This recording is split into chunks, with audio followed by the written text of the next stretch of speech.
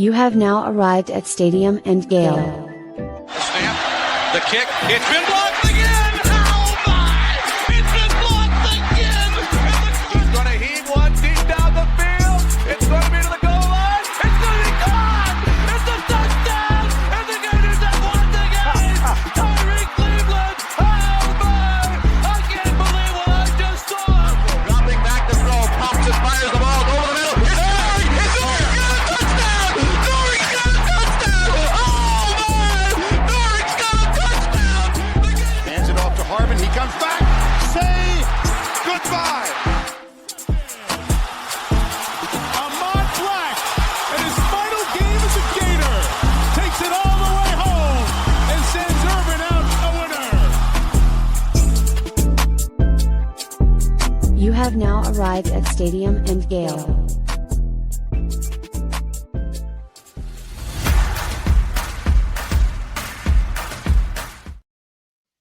Boys and girls, ladies and gents, it's game day eve. It's your boy Corey.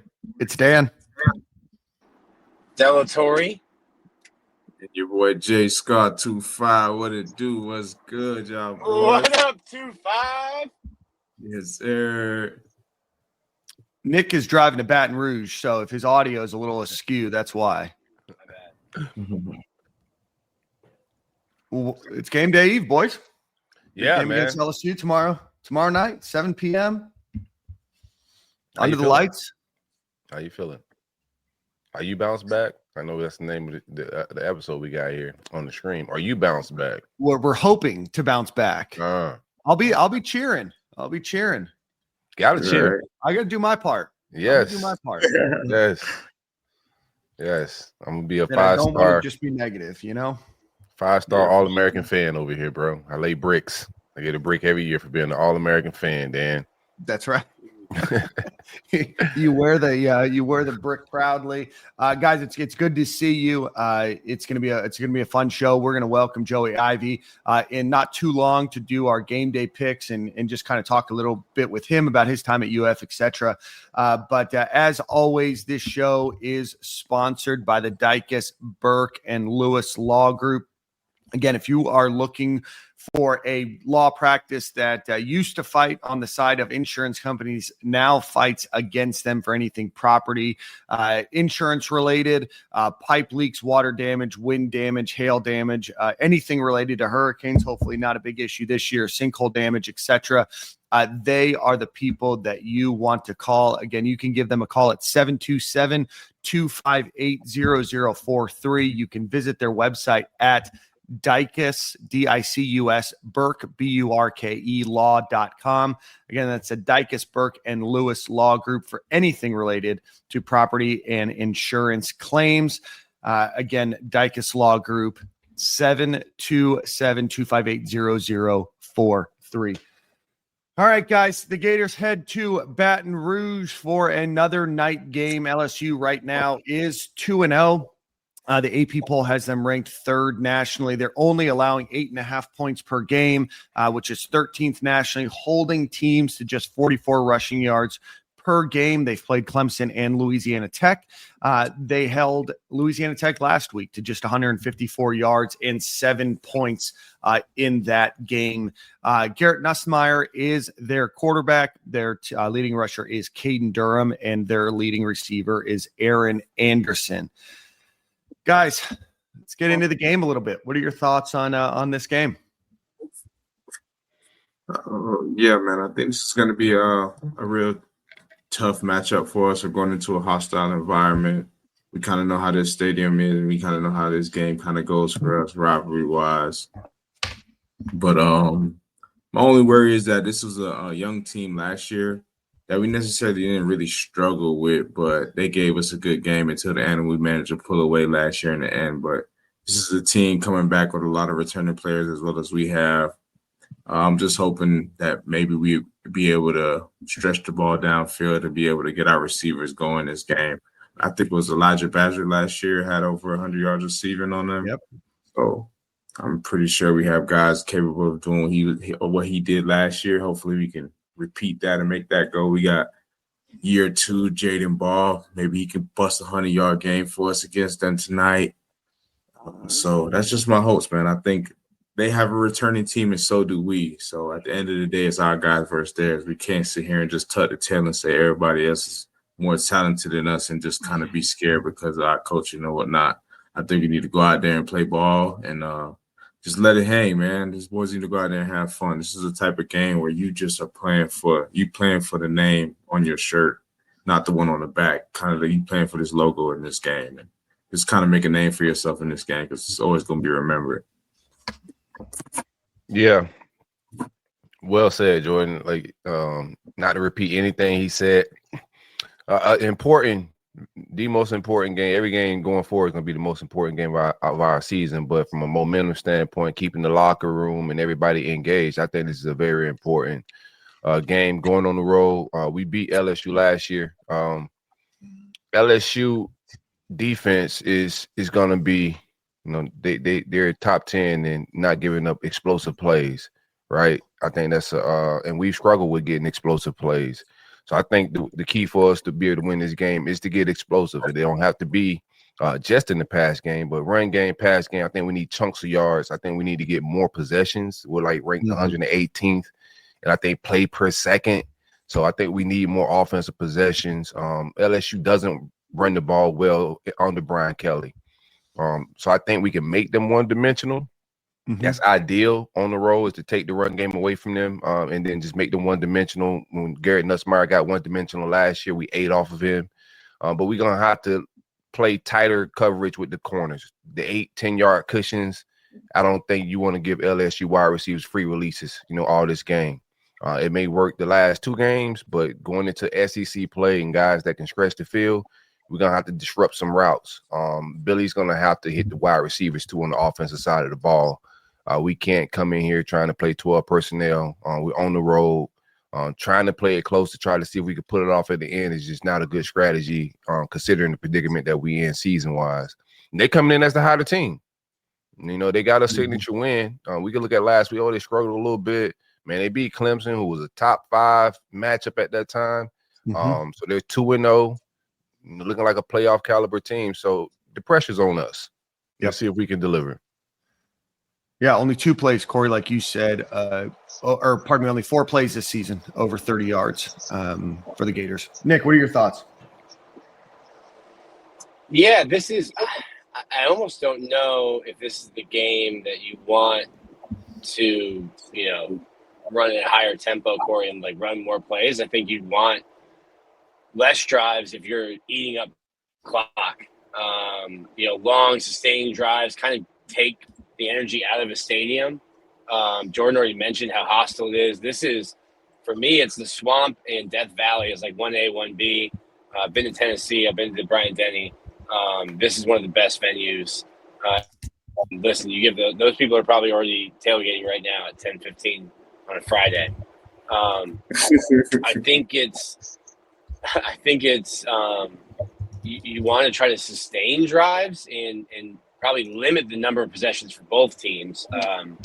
2 good defenses. I was talking with somebody this week, and LSU plays defensively exactly like you've been talking about, Corey. They play press man. They're up in your face mask. They can tell what you ate for breakfast before the game.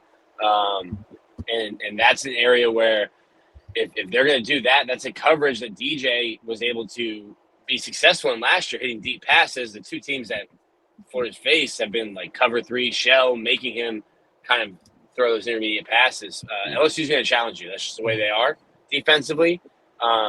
So look for that. Look to get the running backs involved in the passing game as well, especially if LSU, if you're not going to be able to run the ball or establish the run against that front 7. Look to get the Jaden Baugh, Jacoby Jackson, look to get those guys involved in the passing game as well. It's going to be a tough game. You're going to need Billy likes to talk about those, the hidden yards on special teams. You're going to need Tommy Doman to have a good game. You need Trey Smack to have a good game. And it's another week where their punter has a tendency to hit some line drives, another week to watch 8 on punt returns. Yeah, I mean, obviously a very tough matchup for the Gators, not a game that's unwinnable by any stretch of the imagination if you think of what the players that Florida has, right? Hopefully this is a bit of a bounce back game for DJ Lagway, who, so far probably hasn't started the season the way that most fans would have predicted. Hopefully this is an opportunity for, maybe some game day decision making. What do we do with, as Corey calls them, the Ferraris, right? You have an opportunity to break out, some of the wide receivers against this defense. LSU has a good defense, but Florida also has some great wide receivers. What are we going to do to attack them and force them to either play for the pass or play for the run? Obviously, Jaden Ball, a guy that we're all very high on, has the opportunity, we think, to have a breakout season this year. And can he do it against LSU? And if they're going to stack the box expecting the run, is Florida going to be able to expose them on defense? This is a game that Florida has an opportunity to kind of prove everybody, including us, wrong, that they just had a bad game. And that's not indicative of the rest of their season. Against USF. So, expect a lot. Hope that the Gators can execute better in this game. Hopefully situational play calling is a little bit better than what we saw against LSU. And, hopefully we're finally in a position where we can look at this team the way that we thought they were going to be at the beginning of the season. Yeah, that's my problem with shortening the game. You shortening the game. We haven't been the most successful in the red zone. We getting 3 points. I think this offense, I know what their philosophy is to shorten the game. To me, coaches that try to shorten the game, they don't believe that they can actually just go out and win it. Like, to me, that's a poor mindset scheme, is to shorten the game. You shorten the game when you're, UF trying to rebuild and you're going into Bama, a team that's just super dominating, and you just want a chance at the end of the game. Where we at the program, Florida should never be in that stance of we just trying to shorten the game to win. No, we got Ferraris, bro. Like, pick up the tempo. Like, this is 2025, bro. This is not 2012. Like, let's go get points. All that passive, let's just try to get to the end of the game with one possession. We've proven that we can't out-chess people. Like, go outscore them. So, do I think we're going to come in and try to shorten the game? Yeah, I just think it's a false philosophy, and we're going to fail if we try to do that. Yeah, no, absolutely. LSU right now on defense, is Jakeem Jackson still hurt? He's only played a couple snaps this year. Jack Pyburn, one of their worst ranked players on defense. So obviously, according to not to throw too much shade, but I get why they're doing it. They put Jack in like all of their promos this week for like selling tickets for game day, all this stuff. So I was like, all right, let me go see what he's done. Went to PFF like you did, Dan. I'm like, oh, okay, never mind. Not having a good season, just doing it because he came from Florida. I don't even know if LSU fans know who Jack Pyburn is based on his performance this year, right? And like, unless you're trolling Florida, like, kind of a weak troll, in my opinion. 100%. Let's see. I'm just trying to look here. While you look at that, I have a question for Jordan. Yeah. Jordan, what you played there one time? Yeah. 16. That was the hurricane year. I went back. I wrote about it this week. I watched it. Watched 2-5 carrying the ball. Michael P. Ryan took Jamal Adams for a ride, I think, that game. Or took somebody for a ride. Pause. Nasty to punch that game. Wore him like a backpack. What is it like as a player? Because I talked about, I'm sitting way up in the press box. What is it like as a player there? Y'all almost got into a fight. Leonard Fournette's bald head was like not supposed to play. Then y'all get into a fight. I was shocked a little bit. Obviously, going into a lot of people, you got the hype video before the game as usual, which we always had for every game. Going into it, I'm like, okay, like I played LSU last year, whatever. Like it was fine. It wasn't that much behind it, but I just feel like that 2016 year especially when the fight broke out in warm-ups, I'm like, okay. Well, I guess this is what type of game it is today. Like, my boys here, my boys already trying to step. So shoot, let me act accordingly. I guess it's this type of game. Let me keep my game face on, let's match the energy of what these guys have already shown me. So from just seeing that, it kind of made me switch into another gear early. And obviously that transitioned into game time, and then defense played lights out. Offense was doing their thing, running the ball hard. We ran at will. We were literally running the same exact play, like nonstop. We just kept running power. He probably hit zone like maybe 4 times that whole game, but it was really just power right, power left, nonstop, because they just couldn't stop it. So I felt like once we kind of just got smooth and dominated like that, it just felt comfortable for everybody. The offensive line felt comfortable because, shit, we can call the same play, and we're mauling these guys 5-6 yards off the ball. So don't stop it, coach. So it was a great experience overall, man.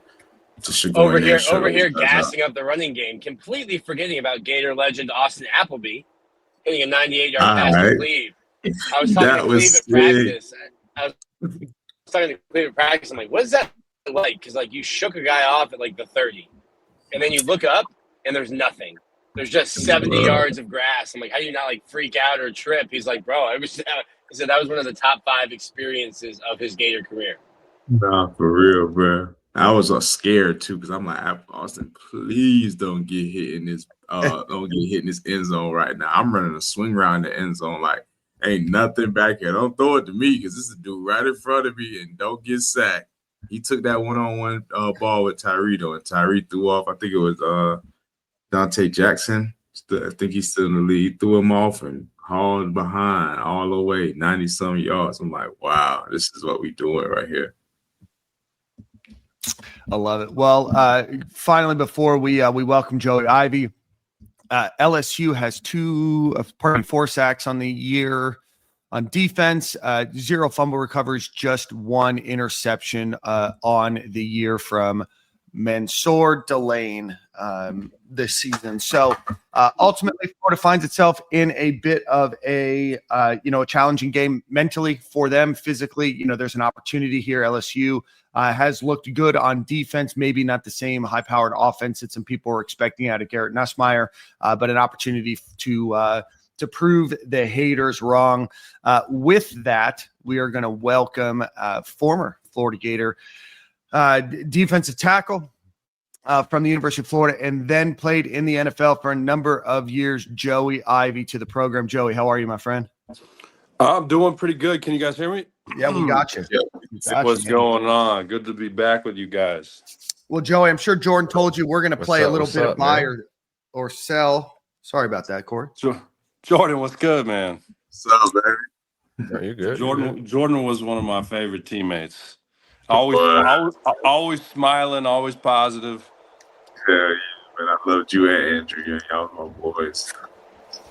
Yeah, man. Joey, we want to get you in our game of buy and sell here in a bit, and we're going to play a little over under, get some predictions out of you. But I don't think we've had you on the show before, so want to maybe get to know you a little bit. Originally from what? I think one time. We had Joey on. Yeah, 2 years ago, a year ago. Yeah, 2 years. You're right. You're right. Well, my bad. I remember Crazy. I was crazy way to treat the guest. I was just a D tackle. Don't worry, man. We get no. You actually brought some juice there, brother. I remember it vividly, man. Dan's losing the step, man. He's got a new I got girl. in a car accident on a Wednesday. I have amnesia. All right, man. I know I'm all good. So let's see. So Joey, give us your thoughts on the Gators this season. I'm sure you've been watching, relatively closely. Obviously, I think a lot of fans expected a little bit different. What are your thoughts so far? It's for me. I'll be completely honest with you. I watch the games. I haven't been as invested with keeping up with players, and coaches as much lately. Just real life stuff outside of football. But it from my perspective, just watching. We're at an interesting time in college football. With the NIL stuff and the portals. So it's hard for me, in a sense, to even watch football because it's no longer what football used to be. Because when me and Jordan played, there was just so much culture involved in a team, in a winning team. And when you got a portal like this where guys can just come in anytime or leave anytime, it kind of destroys the culture a little bit because you could have a guy come in. You have 2 toxic guys come in, it can ruin a whole team. And people don't talk about that enough. And then the whole NIL, if you want to be the NFL as a college, you got to have some type of cap. You got to make it fair to all these teams. So with that in play, it makes it difficult for a lot of these coaches because it's no longer it's no longer the traditional college football. It's turning into the National Football League. So with that being said, I mean, I believe it's all about winning at this point. It's like, don't give a flying F about who's in there. Just we need win. We need the win. We need results. I mean, at the end of the day, it's become strictly business. And as much as I'm a firm believer in building up young men and building up their character and developing players, because that is, the game is at the end of the day 90% mental, 10% physical. As far as preparation, confidence, focus under pressure, there's a lot that goes into the game itself. And, you need good coaches that can build up men. You need good position coaches that can mentor guys. But if you're not winning and you're not pushing results in today's age of football, you got to go, because that's what fans want, what teams want. When you got an organization like the University of Florida, which, there's, I would say they're, as far as history and fan base, they're a top five school. You got to drive results. So, with the head coach, I think Billy Napier's and I've never met him, so I've only been back once or twice, and I need to start. I would love to start coming to more games and being more involved.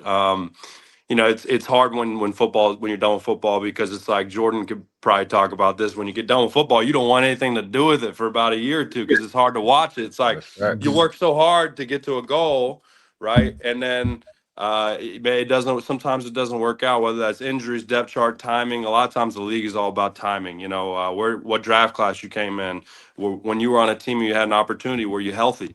There's just so many little things that go into play. So when it doesn't work out for a lot of guys, and I've talked to a million different guys, it's the same thing. It's hard for us to watch football and you get through it. But from just watching, from my opinion, Billy Napier seems like a great guy, players coach, but we just, he's got to be able to get the job done. The game management's got to be there. You're on the highest stage of college football. Losing to US, no shame on USF, because I'm from the Tampa. Preach, brother Joey. Preach, brother Joey. I'm from the Tampa area originally, so USF has always been a team that, like, you want them to do good, because they were a smaller school. But now when they're playing your alma mater, like, of course you don't think in a million years USF is going to beat Florida, but that right there, I mean, that can't happen. That's as bad as when we lost to, remember we lost to FAU back in the day. That was a little bit different, though, in my opinion. Wait, we didn't lose to FAU. No, you won 9-6. I was at that game. Georgia Southern. Yeah, FAU was too close for comfort, though. That was too close for comfort. But we were in a situation where Will Muschamp was getting fired. No one gave a shit. Remember, Jordan, you were on the team at that point, right? You were. No, I came to follow it. I was there. Oh my! Look, we were. We turned the whole team room into a club. We didn't want to practice. So we took all of our go back to the pads club. Hold on. Tell us the club. What do you mean you turned the whole room into a club? Oh man, I think it was T. Riles was kind of leading that. That guy, I love that guy. So we had these lights. We had a music video up on the screen. I guess we were just tired of full padded practice when we were losing, and with Will Muschamp going. So the coaches came in, and we basically turned the whole team room into a whole club. Like, people were dancing and it was hilarious. And then we had days where we'd take all of our pads, put them in the hallway. We had the guys saying we're not doing full pads. But you know what? As bad as that sounds, that was the most team. That was something the team came together and bonded on. That actually, when Durkin kind of took over, he was like, you know what? I've never seen you guys come together like this. No pads. He took our. Durkin was great, but going through that experience, losing to Georgia Southern, was more of an experience of guys just didn't care. When you're starting your season and you got a guy on the hot seat, you can't lose to a team like that. So the only way to bounce back is to win some of these big games. They got to somehow pull off this win against LSU. Somehow it's got to be pulled off. Yeah. I mean, players got to step up. offense and defense. The coaches got to step up with game management. It's football is a game of it's all the little things that matter. Every single little thing matters. I mean, even special teams. I mean, special teams can make a play that can change the direction of the game, and it's got to be everyone. Everyone's got to buy in. When a new coach comes in, or it's Billy Napier's his fourth year. Am I correct? Yep. Yeah. I mean, even guys now transferring, and you have to, if you don't buy in 100%, it's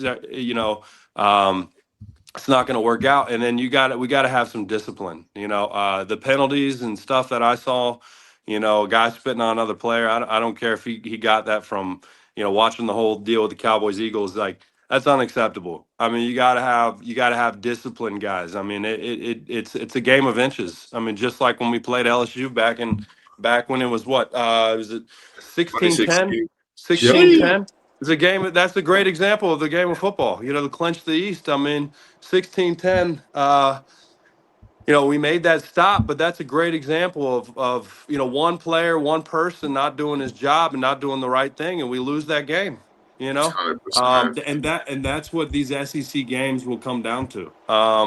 I think if anything, a loss like this will put some. It's going to do one or two things. It's gonna. Some guys, if they don't learn to get over the past, they're going to hang their head down and if they can't get through that mental load, we're going to see some bad results. But if everyone buys in and just focuses on the present, some of the best coaches will tell you, don't think about yesterday, don't think about the past. Attack each and every day.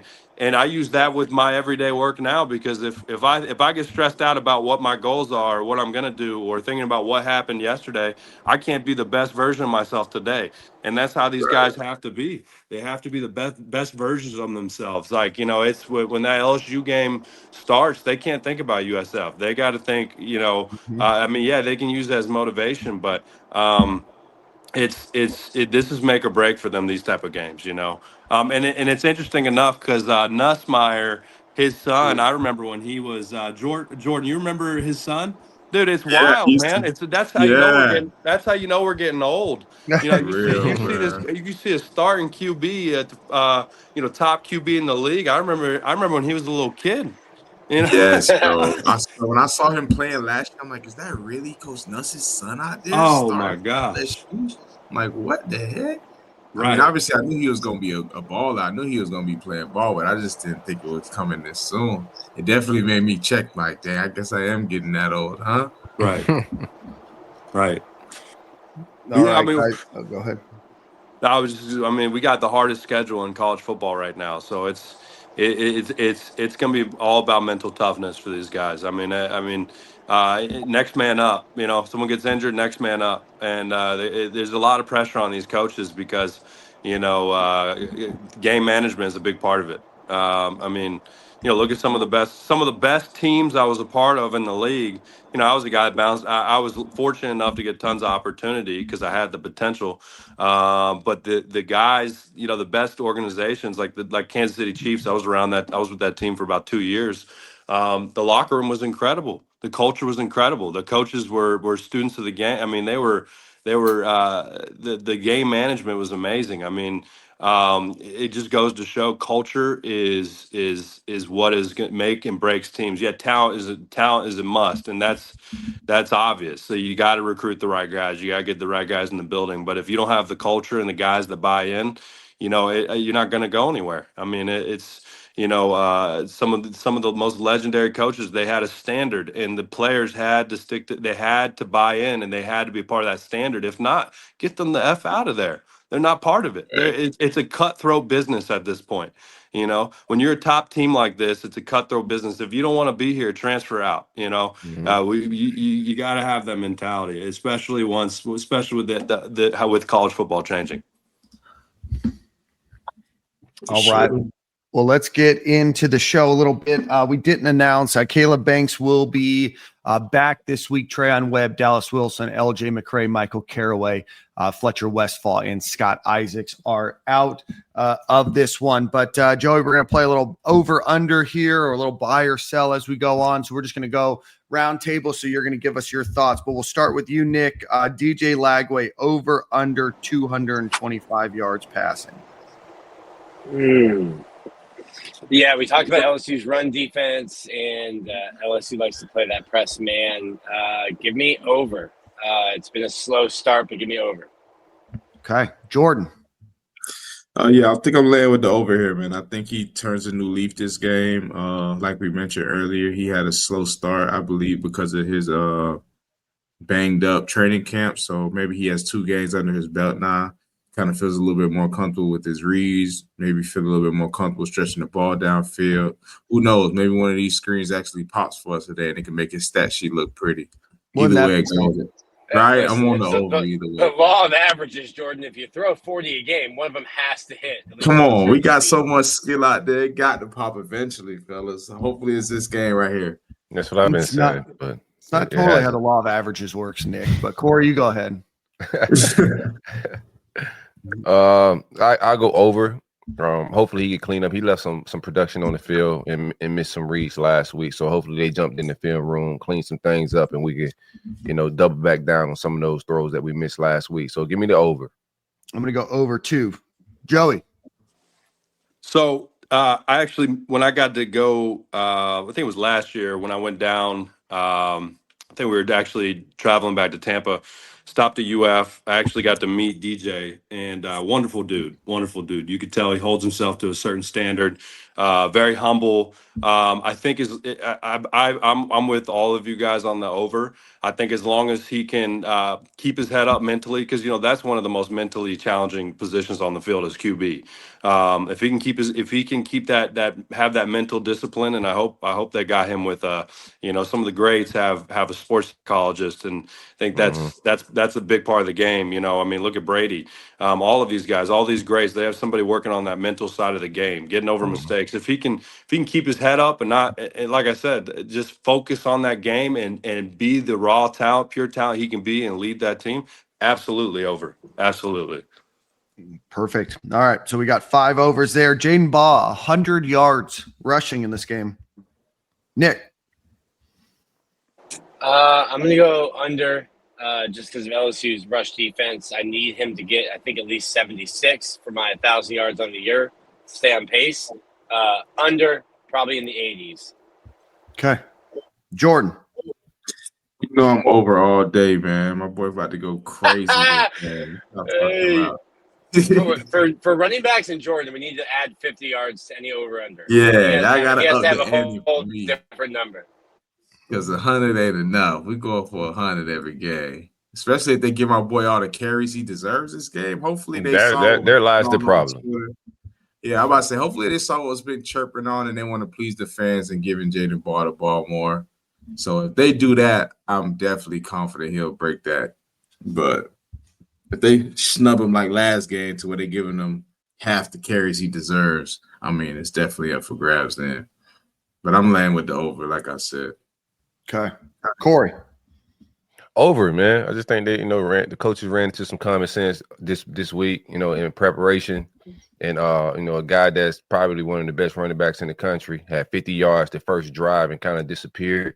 Don't overthink this thing. Feed the monster. Make them load the box. If they load in the box, then try to go vertical. And I'm speaking a lot of common sense. But, yeah, feed the machine. 13 is the best player on offense. Feed them. Over 100. I'm going to go under. Joey. So for me, and I'm gonna bring it back to the O-line because I think the offensive line looks they're a lot of starters returning, experienced group. They seem strong. I think the performance under pressure still tested a bit, as we could tell last week. I think if those guys come to play, which they should, it's an SEC game. It's a different mentality, Jordan. When it's an SEC game, it's time to strap it up. And if you're not ready, you better go home. So with that being said, if the O-line comes out and does what they're capable of doing, I think it could be definitely with that running back talent. I would say over for sure. Perfect. All right, guys. Sacks, 1.5 sacks. The Gators get 1.5 sacks in this game. Over, under. They have 2 on the season. Nick. Over. Give me a handful. What they get? I think they got Nuss 7 times last year. Yeah, they got a lot last year. Over. The last 2 offenses, the way that their game plan was, one was a triple option. The next was to get the ball out quick. We did not get a lot of pressure though against USF, even when Brown was dropping back. But give me definitely 2 or more. Okay. Jordan, over? Yeah, I'm over. Just based off the last time they played last year, I feel like Nuss holds on to the ball a little longer than he should. I don't know if he's cleaned that up in the past year or not. So hopefully the environment can get a little hostile for him and we can get back there and ruffle up some feathers. If the environment's getting hostile for him in LSU, that means Florida's doing their job. That's what I'm saying. Let's try it out, baby. I think getting Caleb Banks back is huge. Corey. Yeah, for sure. Caleb being back definitely helps, but the defense isn't attacking like it was last year. I think Armstrong had a lot of his fingerprints on the way the defense operated down the stretch last year. Against LSU, we attacked them from a lot of different angles.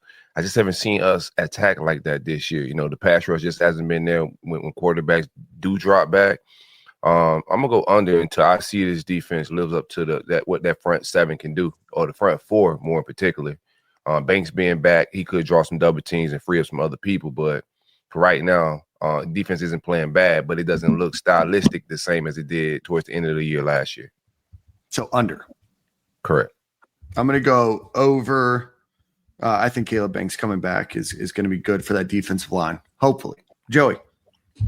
Yeah, I'm with Corey halfway as far as what I've seen so far, but at the same time, as a former D lineman, you know, when it's an SEC game and you got that crowd pumping you up, and there's a different fire that's lit. So I think if these guys can, hit the potential and the right scheme is drawn up, I definitely can see it over happening. When if they come to play, scheme is everything as well when it comes to rushing and film stuff, breaking down the film, understanding who's the weak guy on the line. If there's if the game plan, if the DC has a good game plan, D line coach has a good game plan put in place, there's definitely some talented guys I can see over happening. But this is, like I said, this is the test. This is the test for the season. So as much as I want the win, this is going to be. We're going to see who came to play and who we're going to have this year as far as talent. This game, there's going to be this is a test for the remainder of the season for sure. This is the season right here, man. This is it. I don't care what nobody say. This is it. This is it. We're gonna figure out a whole lot tomorrow. Garrett Nussmeier has been sacked. Looks like 4 times this season so far. Turnovers. Gators get 0.5 or more, so they get 1 or more. Nick, give me 1. Well, a shockingly low number, Dan. Give me 1. It is a low number. LSU's fumbled the ball twice, and they've thrown 1 interception. So, what would you have liked the line set at? I like it because it made my choice easy. 1. Okay, over. Got it. Lock me Jordan. I think I'm gonna have to go under on this one. I feel like it's gonna be a heavy emphasis on the team who makes the least mistakes kind of win, and they're at home. It's not as hard for them, obviously, dealing with the environment and stuff like that. So I feel like they're gonna try their best to protect the football and try to win it, try to play a clean game so they can win, because they know the talent that we have. So I think that their coaches are preaching just to play a clean ball game to get out of there safe, because they probably believe that they're the better team just based upon the loss that we just took. So they're like, we're better than these guys. Let's just play clean football and get out of here, blah, blah, blah, blah. So they're going to try to play clean, but I think our dudes will do a good job of overcoming a lot of adversity and beating these guys. But I think they'll probably do fine in the turnover margin. Okay. Corey. Give me the over. I like the over. Baby Lamar Black gonna get me 1. I like Bryce Thornton to get me a pick at least. Nussmeier loves Thornton. He loves him. That's one of his favorite receivers. So give me at least one, bro. I think we pick him off. I think Bryce Thornton get me one, man. Shout out to Baby Lamar Black. I like the Gators Bryce for has the receiver 2. number. He does with the 18. I like the Gators for 2 turnovers this game. Joey. I'm gonna go with the over, and the reason why is I think last week the situational defense was under heavy scrutiny. So the long drives, failing to stop, key third downs, the mismanaging the clock and field position, a lot of those issues surfaced that we saw. And Substitution. Substitution, everything. I think when you have, I can only imagine the amount of cussing that was being done in that film room. I don't think any cussing was done, Joey. I'm gonna be honest with you. It was a nice Bible study environment, wholesome. Right. A therapy environment, I would say. I don't think there was any cursing from Billy, bro. That's a saved man. Well, I'm talking on the defensive side, though. As far as I just know they was getting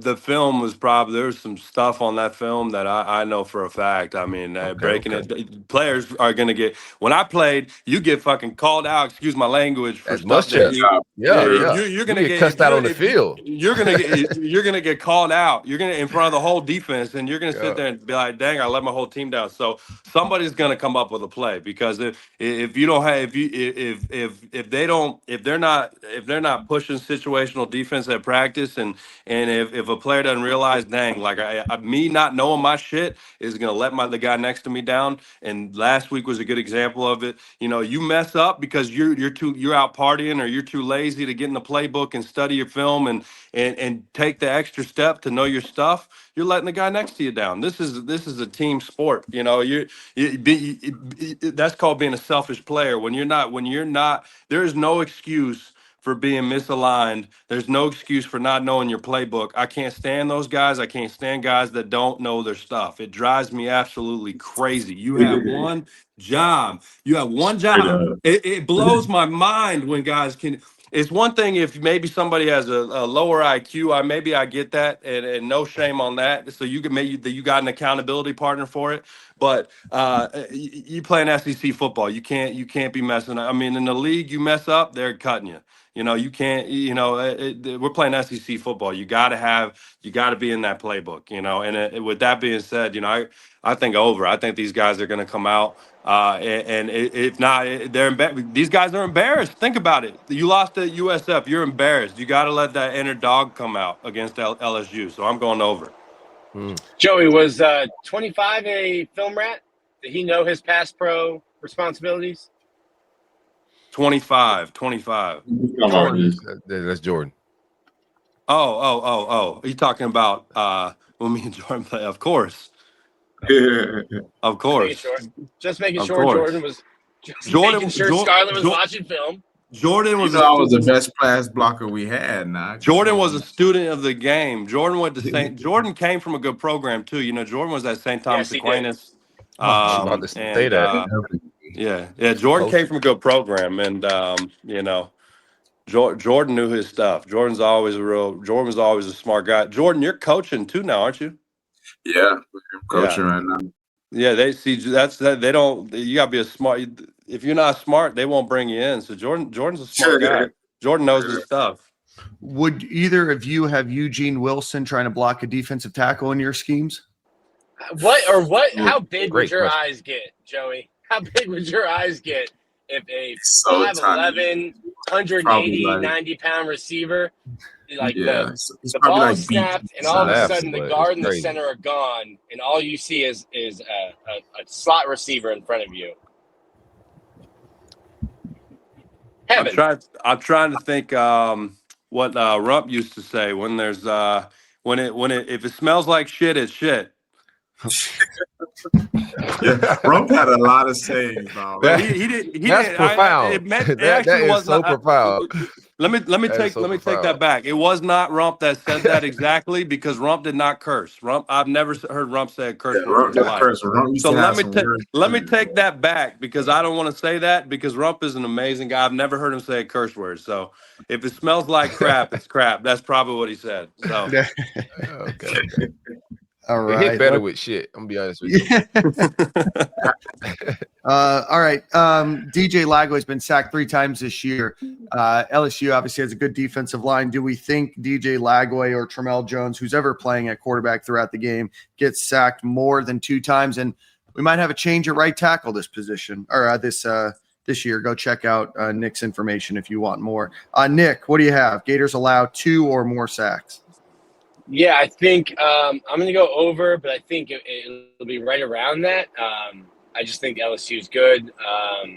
If you are making a change or a change in the reps, maybe not a change at starter, but a change in how many reps each of them are getting between Caden and Bryce, that's a tough place to start getting more reps.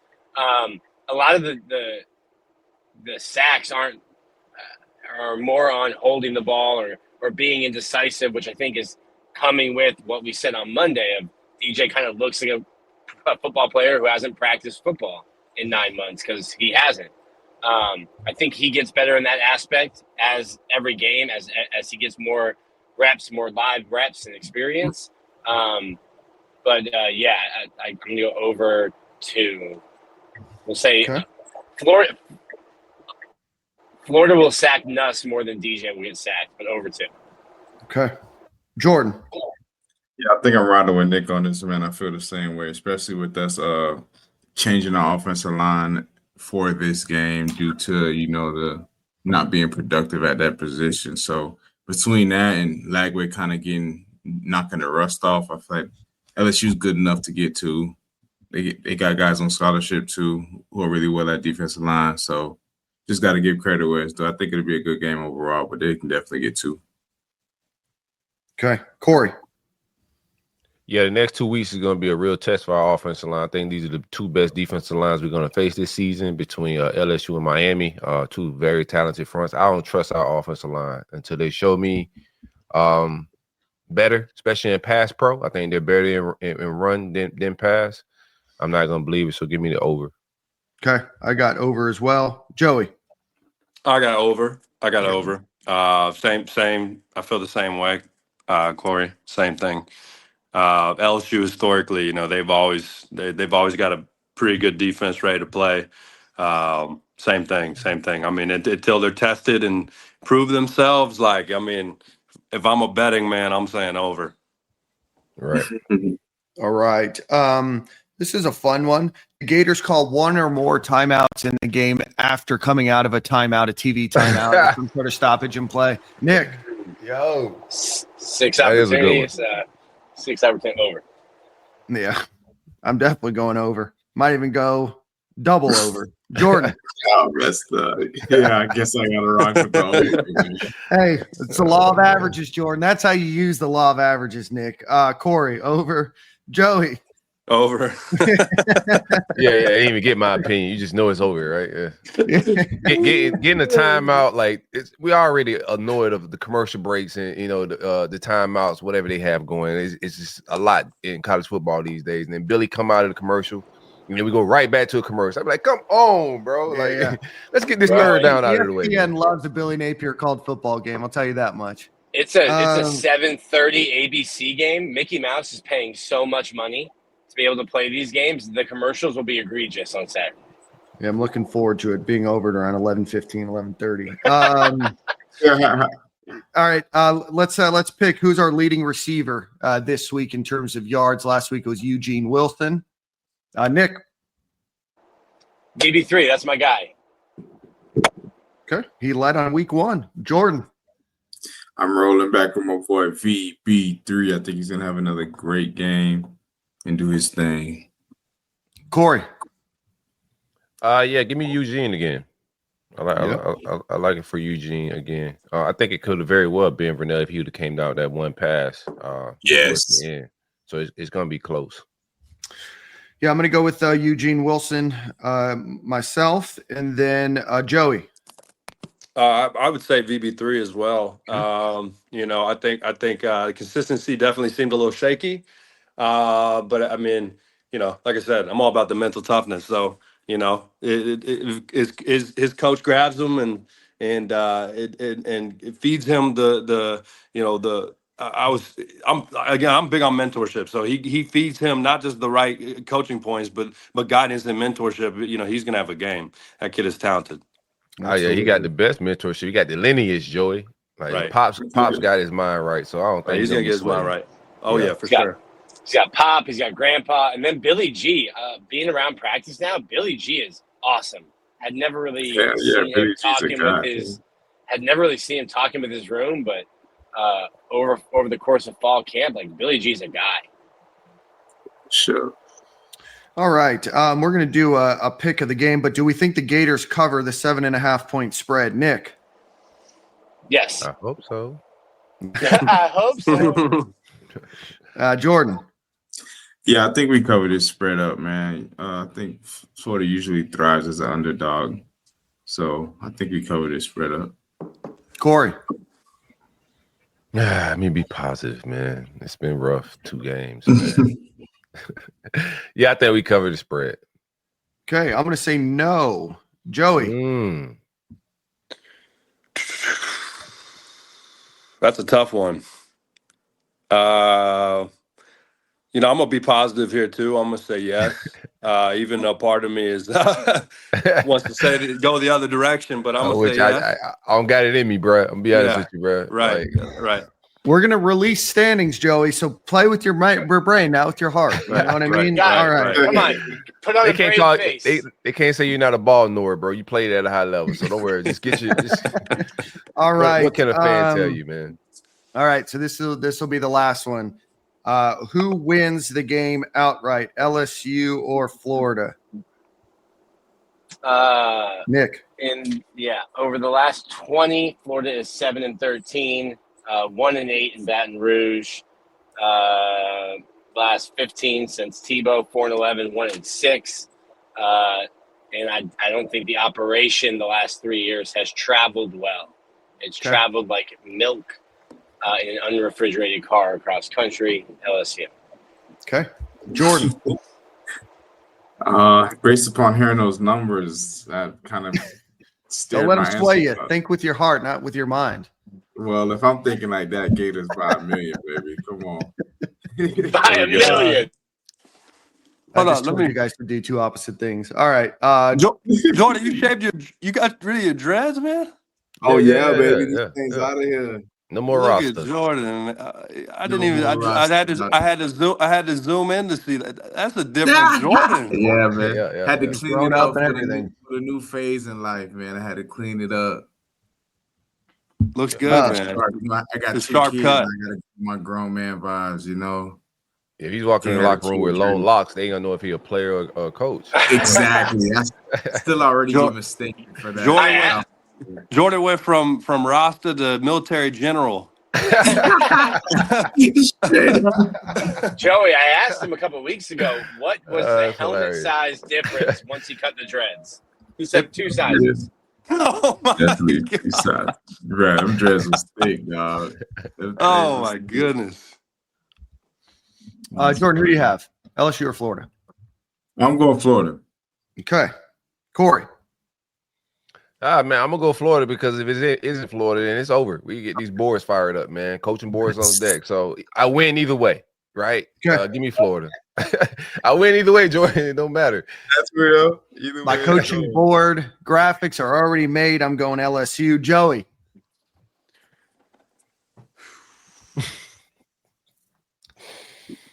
If I put money on the line, forget that. I clean it up, bro. Like lay it out, bro. I got Florida because it's at home. No, it's in Baton Rouge. No, it's LSU, bro. Out the door, right? It's over. It's at Baton Rouge. Okay. Yeah. That's how you know I haven't been locked in at all. God bless you, man. That's your crazy. Piece is I probably didn't know high. that. Yeah, that's crazy. Good. You live in peaceful, bro. He's being a dad. He's hanging out with the girls. Look, a peaceful Saturday. I run my own business. I got no touching grass. You know, I like it. Right. That's crazy. That's wild. Okay, so it's bad. Oh, that's tough. Which makes sense now. We were talking about the goal line. We were talking about the goal line stop. Yeah. Oh man, that is the most intimidating place to play football in college football. They got to be ready to go. There's no money on the line, so I'm gonna say Florida. I gotta do it. Oh man! All right, guys. Well, that brings I wanted to get Joey's perspective. Joey was on the goal line. Yeah, Joey was that goal line. I asked Jordan about it, but Jordan was like me. He was on the sideline. You know, it's like when you experience like a high like that, man, when you get a stop like that, it's like almost so cloudy to think about. But I just remember, the guys around me, you got Taven in there, you got Brantley, Marcel Harris, Jordan Sherritt. Everyone was in on that play. It was unbelievable, man. And the celebration afterwards, the feeling was unbelievable. It was unreal. I'll never forget that feeling. Now, can something like that be done again? Absolutely. But at the time, we also had a top 3 defense in the whole country. No one was, our defense was ridiculous, man. The talent we had, it was insane.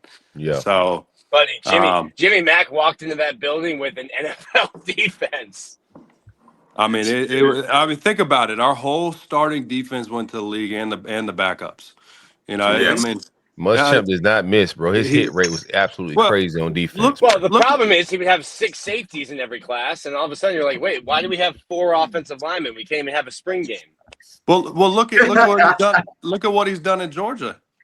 Yeah. People don't know he's that guy can find freaking talent. I don't care if they're not on the radar, whoever they are. We got guys like Jared Davis, Taven Bryan, a lot of these guys people I didn't even hear of, and these guys were unbelievable. Alex for us. Angelo. Alex, I just actually got lunch Antonio with Morrison. That guy was a monster. One of my favorite Gators, bro. Just a straight up killer. Yeah. Well, I felt so comfortable out there. I knew those guys were going to make the play. That's what the best part about it is that you got everyone around. You look around and everyone's just we were ready for anything, and we didn't think any offense, nobody could play with us. My favorite defensive play in the Muschamp era was when Antonio Morrison laid out EJ Manuel. My favorite defensive play by far.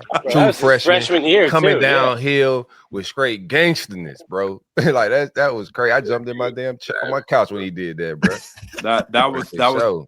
That guy. I was in high school, so that's what got me fired up. Like I was like, dang, I'm walking into some dogs, some real killers, some real life and play dogs. Oh my gosh! Oh, we didn't mention this. This is a crazy take right here, guys. But I'm just gonna say it now. I say USF is gonna beat Miami.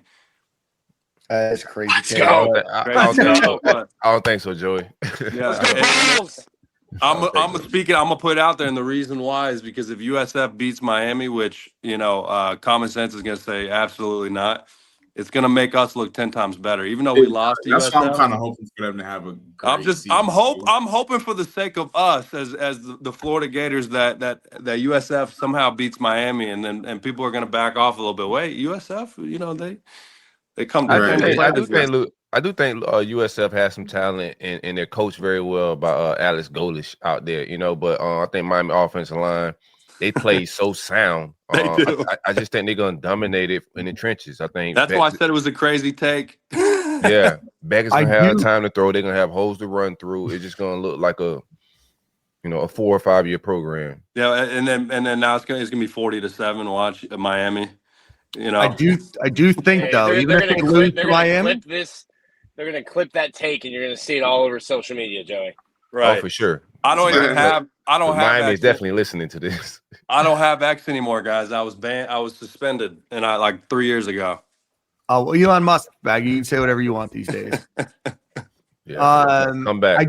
I do think USF, despite win or loss, will be the G5 representative in the playoff, though. They have South Carolina State, Charlotte, North Texas, FAU, Memphis, UTSA, Navy, UAB, and Rice to end the year. Find me an L.